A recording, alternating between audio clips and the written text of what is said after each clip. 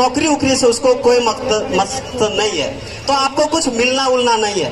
आप बताइए, जितना भी प्रयास कर ले आपको 1 एकड़ में 1 करोड़ भी नहीं मिल पाएगा और कंपनी 50 करोड़ कमाएगा। तो आप बताइए कि 50 करोड़ कमाने वाला का विकास हो रहा है कि जमीन मालिक का हो रहा है? आपका विकास होगा नहीं। तब आपको समझने की जरूरत है। आज तक नेताओं ने आपको बेवकूफ बनाने का काम किया है। कहीं संविधान में यह बात नहीं लिखा है कि जमीन के नीचे जो खनिज है इसका मालिक सरकार है। यह बात नहीं लिखा गया है कि जमीन का मालिक सरकार है। राज्य का जो नीति निर्देशक तत्व है उसमें 39B ये कहता है कि भौतिक संसाधनों पर समुदाय का अधिकार है। मतलब कि ग्राम समुदाय है वही जमीन के नीचे का खनिज का मालिक है। और ऐसा मैं नहीं कहता हूं। 8 जुलाई 2013 का सुप्रीम कोर्ट का फैसला है जो पुष्टि करता है कि जमीन मालिक ही खनिज का मालिक है, सरकार नहीं। और जब जमीन मालिक ही खनिज का मालिक है, जमीन मालिक मुआवजा की भीख मांगे, रोजगार की इस बात नहीं हो सकता। इसलिए अब ये साफ ये बात कहना पड़ेगा कि हम जमीन नहीं देंगे। अगर देश को कोयले की जरूरत होगी तो कोयला निकाल कर गांव के लोग देंगे। उसके लिए संविधान में प्रावधान है 243(j)(d).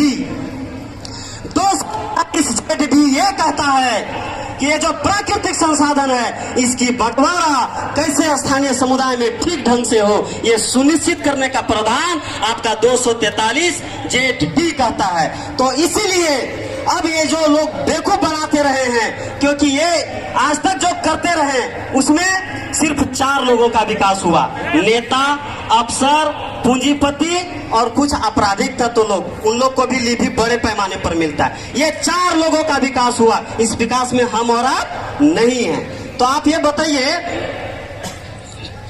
कि ये जमीन पहले आया कि आप आए? पहले जमीन आया, जमीन आया तब हम आए, और जब हम आए तब सरकार को बनाए। तो सरकार तो 1947 के बाद है, तो जमीन हमें 1947 के बाद है कि कई पीढ़ियों से होकर पता ना है। तो जमीन का मालिक हम शुरू से हैं। हमारे दिमाग में चोट किया गया है, हमारे दिमाग में ये भ्रम फैलाया गया है कि सरकार मालिक है। इसलिए सरकार मालिक नहीं है, मालिक हम हैं। इसीलिए जब एक वार्ड सदस्य लेकर एक प्रधानमंत्री तक जनता के मत से चुनी जाती है, इसीलिए कोई परियोजना हमारे हित में है या नहीं ये अब ग्राम सभा को तय करना पड़ेगा। और जब ये तय करेंगे और जब ये कोऑपरेटिव सोसाइटी चलेगा तो जो लाभ होगा वो लाभ सभी लोगों में जब बटेगा तभी जाकर ये प्राकृतिक संसाधनों पर सबका अधिकार स्थापित हो पाएगा। ऐसा विकास मॉडल अब खड़ा करना पड़ेगा। एक नई झारखंड की नव निर्माण के लिए तैयार करना पड़ेगा। इसके लिए आपको इन चीजों को पढ़ना समझना पड़ेगा। अभी जो एक पूरे 745 किलोमीटर 745 नेशनल हाईवे रोड चल रहा है। 745 नेशनल हाईवे रोड में आपका एक बनारस से कलकत्ता है। इसमें 8 लेन का बनेगा, उनके दोनों साइड 1 किलोमीटर फीट एक्वायर किया जाएगा। और उसके बगल में वहां बड़े बड़े सैलो बनेंगे, शीतगृह, जिसमें अडानी का गोडाउन बनेगा और ये जो खेती का उपज है उसको स्टोर किया जाएगा और पैकिंग करके जीएसटी सहित बेचा जाएगा। 3 कृषि कानून के बाद ऐसा फिर से ये चल रहा है कि पूरे देश के किसानों की उपज को खरीद कर और अपने पास स्टॉक करेंगे। जब बाजार में खत्म हो जाएगा तो महंगे रेट में बेचा जाएगा।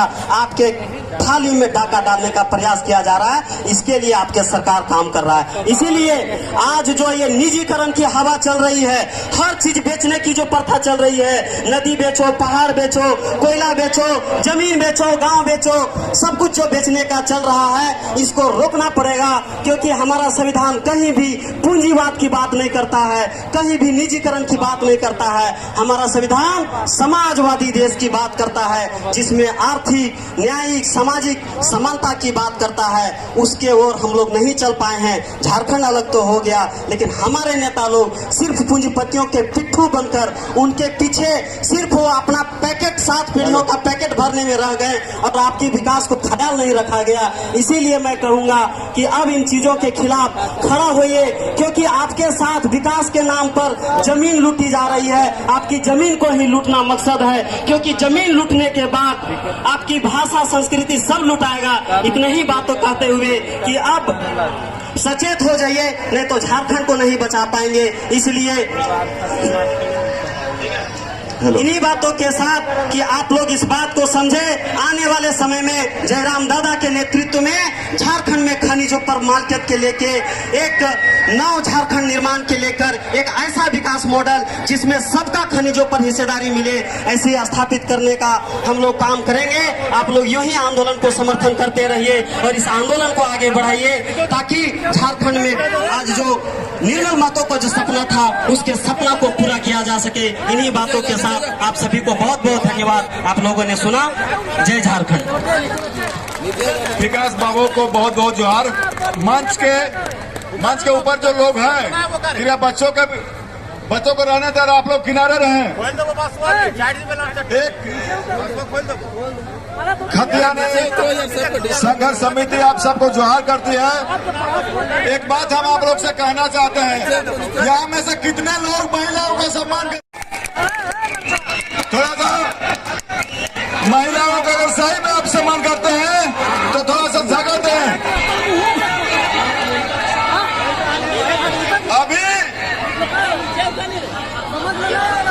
अभी आप लोगों ने देखा कि टाइगर किस तरह दहाड़ के पहाड़ पर चढ़ा है, और इससे पूर्व आप लोगों ने विकास महतो का भाषण सुना। आप लोग ये मत सोचिएगा कि टाइगर जयराम के साथ खाली फकट दलाल करने वाला लड़का घूमता है। अभी एक विकास महतो भाषण शुरू किया था, तो वैसे हजारों लड़के इनके साथ हैं जो दिन भर भाषण कर सकते हैं। लेकिन आप लोग से ये कहना चाहेंगे, सिर्फ भाषण से नहीं होगा, हर एक आदमी को बदलाव पर ध्यान देना होगा। तो जयराम महतो को माइक देने से पहले हम जयराम महतो को बताना चाहेंगे कि हम सांडी गांव के लोग या रजरप्पा क्षेत्र के विस्थापित लोग किन किन बातों से परेशान हैं, आप लोग को हम बता दें। जयराम दा, आपको माइक देने से पहले हम आपको यहाँ की समस्याओं के बारे में बताते हैं कि हम लोग को जिस समस्या यहाँ पर रजरप्पा के ग्रामीण विस्थापितों का है, उसमें यह कि हम लोग का 3 एकड़ जमीन लिया गया, बदले में नौकरी दिया गया, और 70 से 90% लोग रिटायर कर गए और उनका अब जमीन हाथ से छीन गया और बच्चे बेरोजगार हो गए। एक से एक नेता हमारा था यहाँ पर, लेकिन उनके आंखों के सामने ही हम लोग लूट कर बर्बाद हो गए हैं, और आज हमारे लोग छत्तीसगढ़ तो कहाँ तो देश और विदेश अपना रोजी रोजगार के लिए जाने लगे। आपको बता दें कि विस्थापन का जो 10 जेल हम लोग रहे हैं, थोड़ा सा इन सब बातों पर भी ध्यान दीजिए। छात्र युवाओं का जोश को में और जोश भरिए इन्हीं सब बातों के साथ।